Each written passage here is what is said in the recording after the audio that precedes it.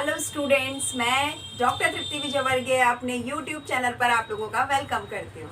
इस समय मैं आपको जो सब्जेक्ट पढ़ा रही हूँ वो है एनवायरमेंटल साइंस। इसी सब्जेक्ट को थोड़ा सा और समझते हैं। जैसा अभी मैंने आपको इसका कंसेप्ट समझाया था, रोल बता दिया है, इम्पोर्टेंस बता दिया है, उसका स्कोप भी बताया है। आज हम बात करेंगे इसके नेचर की, नेचर ऑफ ईवीएस। इसकी जो प्रकृति है वो कैसी है। तो देखो, जो एनवायरमेंटल जो स्टडीज़ है ये subject multi disciplinary by nature है, यानी बहुत सारे सब्जेक्ट उसके साथ जुड़ते हैं। अब क्यों जुड़ते हैं इसका भी लॉजिक हमें समझ में आना चाहिए, और कौन कौन से सब्जेक्ट जुड़ते हैं इसका भी लॉजिक समझ में आना चाहिए। आपको मेरे सामने जो बोर्ड पे ये सारी चीज़ें समझ में आएंगी कि मैंने क्या लिखा है। मैंने सबसे पहले एक इम्पॉर्टेंट चीज़ लिख दी, अगर नेचर की बात कर रहे हैं तो it has a multi disciplinary nature. बहुत सारे सब्जेक्ट्स के साथ में इसकी जुड़ाव है। आप इसे केवल साइंस के साथ, केवल सोशियोलॉजी के साथ, केवल एंथ्रोपोलॉजी के साथ नहीं जोड़ सकते। It is related with more than one subjects, right. तो ये हो गया मल्टी डिसिप्लिनरी। अब बात करते हैं क्यों। क्योंकि इसमें एक इंटीग्रेशन है, एक एग्रीगेशन है। एग्रीगेशन किसका है? Aggregate of physical, chemical, biological and social compounds on earth. हमारी धरती पर जितने भी, चाहे फिजिकल फॉर्म में या केमिकल फॉर्म में या बायोलॉजिकल फॉर्म में जो कंपाउंड्स हैं और जिनका असर हमारे ऊपर तीन रूपों में आ सकता है, चाहे डायरेक्ट और चाहे इनडायरेक्ट, चाहे शॉर्ट टर्म पे और लॉन्ग टर्म पे, और चाहे लिविंग और नॉन लिविंग थिंग्स पर। इन सब चीज़ों का असर आता है जो फिजिकल, केमिकल या बायोलॉजिकल फॉर्म में हमारे सराउंडिंग्स पर एग्जिस्ट करती है। अब इन सब कारणों की वजह से इसका जो नेचर है वो मल्टी डिसिप्लिनरी है, राइट। अब बात करते हैं क्या क्या ऐसा है जो इसमें जरूरी होता है। जरा बात कर रहे हैं कंसेप्ट ऑफ एनवायरनमेंट की।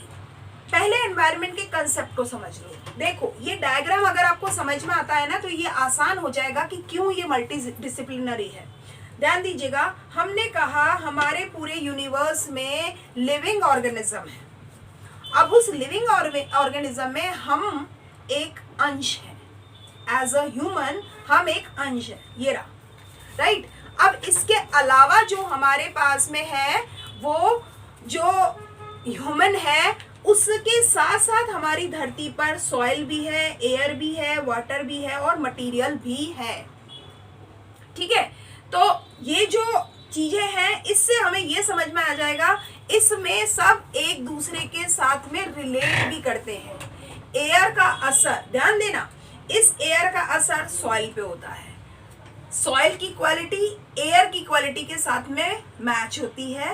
एयर की वजह से सॉइल और सॉइल की वजह से एयर में बहुत इंट्रैक्शन है। सॉइल का मटेरियल के साथ में संबंध है, किस तरह के मिनरल्स और किस तरह के मटेरियल्स हमें सॉइल में मिलते हैं।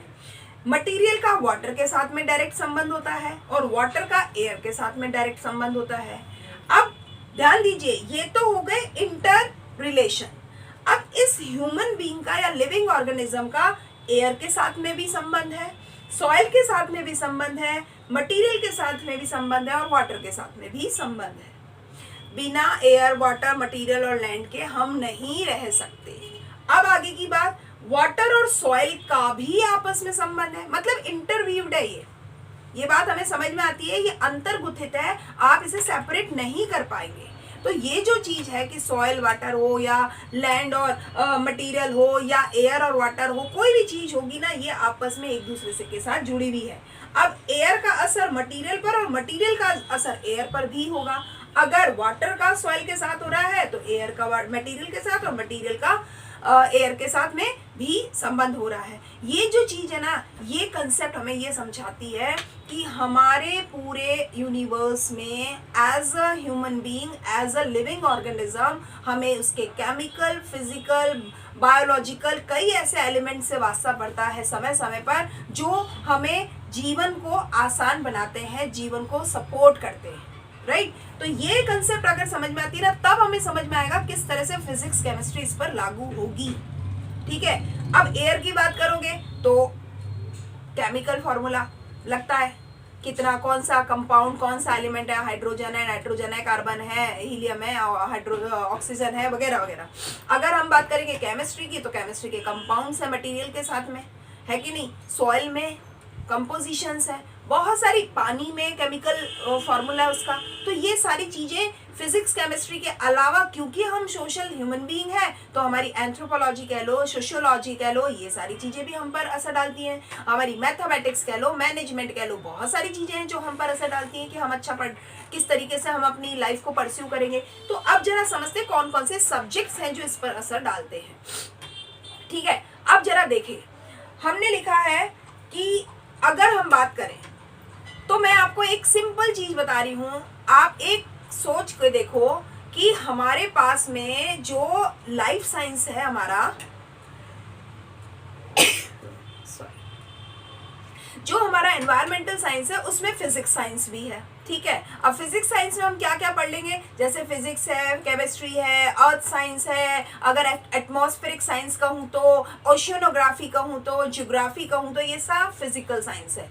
जो जो भी फिजिकली एग्जिस्टेंस है उसकी साइंस को जो हम पढ़ रहे हैं दैट इज फिजिकल साइंस। अगर मैं इंजीनियरिंग की बात करूं तो चाहे सिविल इंजीनियर हो, केमिकल इंजीनियरिंग हो, या फिर हमारे हॉर्टिकल्चर हो, या नैनो टेक्नोलॉजी वगैरह हो, ये सारी चीजें सारी इंजीनियरिंग की है, टेक्नोलॉजी की है, राइट।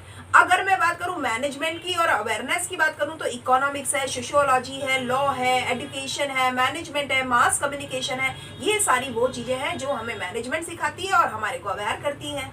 अगर मैं बात करूं कि मैथमेटिक्स है, स्टैटिस्टिक्स है, कंप्यूटर साइंस वगैरह है, ये सारी चीजें हमें मॉडलिंग करवाती हैं, यानी मॉडल के जरिए हम चीजों को समझने की कोशिश करते हैं, राइट। इसके अलावा अगर मैं लाइफ साइंस को उठाती हूँ तो लाइफ साइंस में चाहे बायोलॉजी हो, चाहे बायोकेमिस्ट्री हो, चाहे बायोटेक्नोलॉजी हो, चाहे माइक्रोबायोलॉजी हो, या जो भी ऐसे सब्जेक्ट जिसमें जीवन के बारे में हम पढ़ते हैं, वो सारी चीजें हमारी बायो लाइफ साइंसेस है।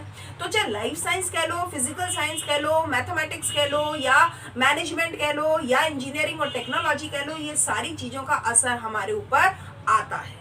तो ये जो चीजें है ना, ये हमें बताती हैं कि किसी भी चीज के लिए, हमारे इस पूरे यूनिवर्स को समझने के लिए हमें बहुत ज़रूरी होता है इन सारे सब्जेक्ट्स को पढ़ना।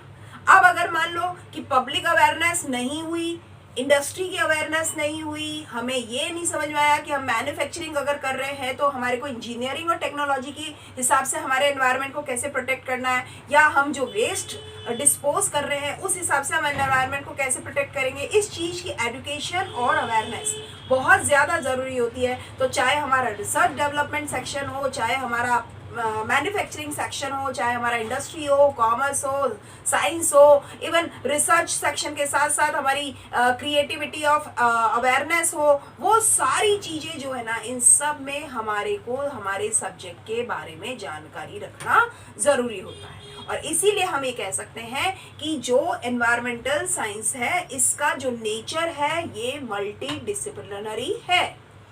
इस हिसाब से आपको ये चीज़ समझ में आ जाएगी कि मल्टी डिसिप्लिनरी होने के कारण ही इसको हम इतनी तवज्जो देते हैं।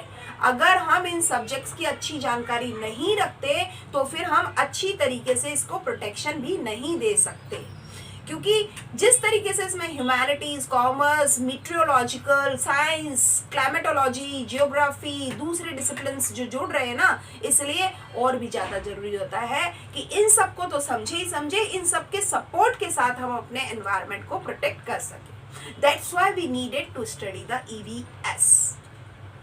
उम्मीद करती हूँ ये एक छोटा सा टॉपिक आपको समझ में आएगा, पसंद आ गया होगा। होपफुली आप इसे शेयर करना नहीं भूलेंगे and keep watching my videos regularly. Thank you.